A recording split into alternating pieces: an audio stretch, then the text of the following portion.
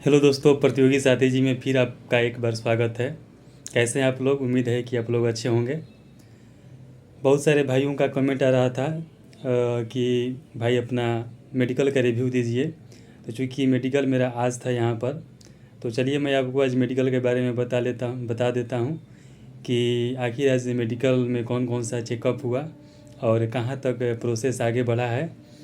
और वीडियो शुरू करने से पहले आपसे एक रिक्वेस्ट है कि आप इस चैनल को सब्सक्राइब नहीं कर रहे हैं तो भाई को सपोर्ट कीजिए, इस चैनल को सपोर्ट करके, और लाइक भी करिए इस वीडियो को, ताकि मैं पूरे पुरजोश के साथ आपको जो भी इन्फॉर्मेशन हो आपके पास मैं पहुंचाता रहूं।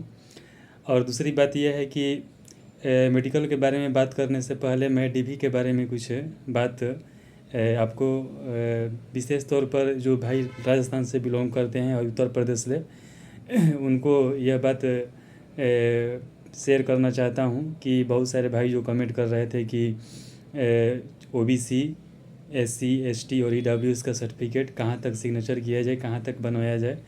तो एक भाई थे राजस्थान का, उनसे बात हुआ तो वो बताए कि वो एसडीएम लेवल तक बनवा कर लाए थे रेलवे फॉर्मेट में, उनका एक्सेप्ट हो गया।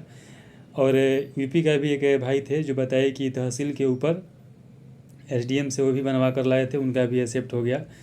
और बिहार का भी वही केस है कि एसडीएम तक जो भी बनवा कर लाया था उसका एक्सेप्ट हो गया। लेकिन कहने का मतलब ये है कि यदि आपके पास टाइम हो तो आप कोशिश करिएगा कि जो भी डॉक्यूमेंट रेलवे फॉर्मेट में बनाना हो वो डीएम लेवल तक आप साइन करवा के लाइएगा।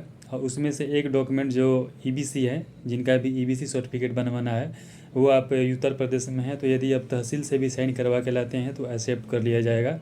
यदि आप बिहार में हैं और ब्लॉक से भी आप साइन करवा के लाते हैं तो आपका एक्सेप्ट हो जाएगा। तो कहने का मतलब ये है ओवरऑल कि एसडीएम लेवल तक आपका जो भी सर्टिफिकेट है स्वीकार कर लिया जा रहा है। अगर समय के अभाव के कारण यदि आपका डॉक्यूमेंट डीएम डिस्ट्रिक्ट तक नहीं पहुंच पाता है तो घबराइएगा मत, आपका डॉक्यूमेंट में कोई दिक्कत नहीं होने वाला है। और दूसरी बात ये कि आप डॉक्यूमेंट वेरिफिकेशन में आ रहे हो तो निश्चिंत रहिए, ज़्यादा टेंशन मत लीजिए, क्योंकि आप सीबीटी क्वालिफाई करके आ रहे हैं, पीईटी क्वालिफाई करके आ रहे हैं, डीवी लिस्ट का कट ऑफ क्वालिफाई करके आ रहे हैं। तो ये भी लोग आपको डॉक्यूमेंट में छाटने वाले नहीं हैं। कोई भी डॉक्यूमेंट हो तो आपके साथ बहुत ही सपोर्टिव बिहेव कर रहे हैं। मैं आपको एक बात बता दूं, ये आपके लिए बेहतर भी रहेगा कि एक स्टूडेंट कैंडिडेट था जो सिकंदराबाद, उनका डॉक्यूमेंट वेरिफिकेशन था, तो आ रहे थे तो उनका जो बैग था जिसमें डॉक्यूमेंट था वो बैग ही चोरी हो गया। तो भाई जब डॉक्यूमेंट वेरिफिकेशन के लिए सेंटर पर गया, अपना इशू बताया, तो उसे 4 दिन का टाइम दिया गया है। वो फ्लाइट से वापस अपने स्टेट गया हुआ है और वहाँ से वो किसी तरह से उनको कुछ ना अपना डॉक्यूमेंट तैयार करके निकलवा के यहाँ पे लाना है। तो यानी 4 दिन का उनको मौका दिया गया है। तो सबसे पहली बात कि आप जब डॉक्यूमेंट वेरिफिकेशन के लिए आते हैं तो अपने सामान को, अपने बैग को हिफाजत से रखिए, भाई नौकरी का सवाल है। तो दूसरी बात ये कि चलिए हम वीडियो को शुरू करते हैं, आज मेडिकल के बारे में जान लेते हैं। तो आज सिर्फ भाई 4 चेकअप हुआ है, और जिसमें पहला चेकअप था कि यूरिन का चेकअप हुआ है। यूरिन के बाद उसी लैब में ब्लड टेस्ट भी हुआ। जब दोनों टेस्ट हो गया तो एक्सरे चेक हुआ, एक्सरे का चेकिंग हुआ। और एक्सरे का जब हम लोग का चेकिंग हो गया, चेस्ट का हुआ था, डिजिटल एक्सरे था, वो चेस्ट का हुआ। तो उसके बाद जो एक चेकिंग था ईसीजी, ईसीजी का थोड़ा सा केस सामने आ रहा था कि बच्चों को ईसीजी में ज़्यादा रेफ़र मिल रहा था। मैं वीडियो में आपको इसके बारे में बताने वाला हूँ, ईसीजी के बारे में। तो ईसीजी जब चेक हुआ तो इसका मेरा तो रिपोर्ट नॉर्मल आया, बाकी सब बच्चों का भी, ज़्यादातर बच्चों का रिपोर्ट नॉर्मल ही आ रहा था। लेकिन कुछ बच्चों का जो इसका रिपोर्ट एबनॉर्मल है, जिससे कि 10 तारीख को जिनका मतलब कि मेडिकल था, 8-9 को मेडिकल था, तो उनको रेफ़र कर दिया गया था किसी प्राइवेट हॉस्पिटल में। वहाँ से उनको डॉक्यूमेंट बनवा कर लाना था।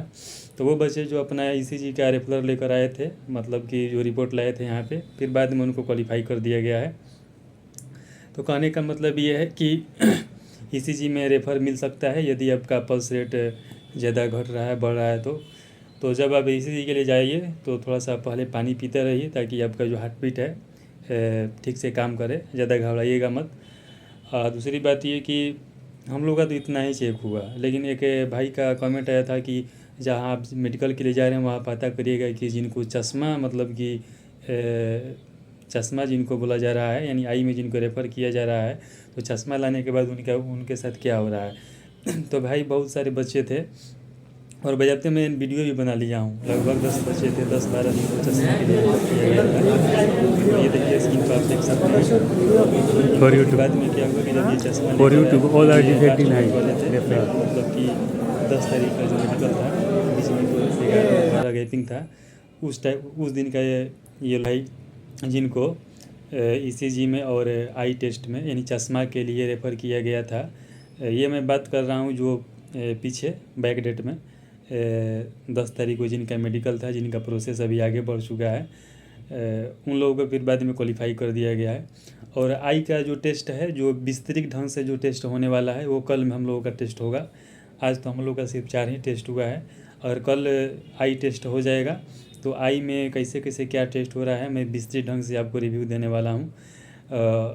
बाकी जो भी मतलब कि टेस्ट होगा, जैसे कि हाइड्रोसिल का टेस्ट होना है, बीपी यूपी भी कल फिजिकल टेस्ट कुछ होना है, इसके बारे में भी कल बात किया जाएगा। तो चलिए वीडियो को अब अंत किया जाएगा। तो चलिए, ये वीडियो अगर आपके लिए हेल्पफुल हो तो लाइक कर दीजिए, चैनल को सब्सक्राइब कर दीजिए, बेल आइकन को भी क्लिक कर दीजिए, ताकि जो मेडिकल का अभी मेन जो आई टेस्ट है, इसका जो भी रिव्यू होगा मैं आपके सामने कल रखूँगा। और कोई आपका अगर सवाल हो मन में तो आप कमेंट सेक्शन में बताइए या आप मुझे जीमेल कर सकते हैं। Thank you.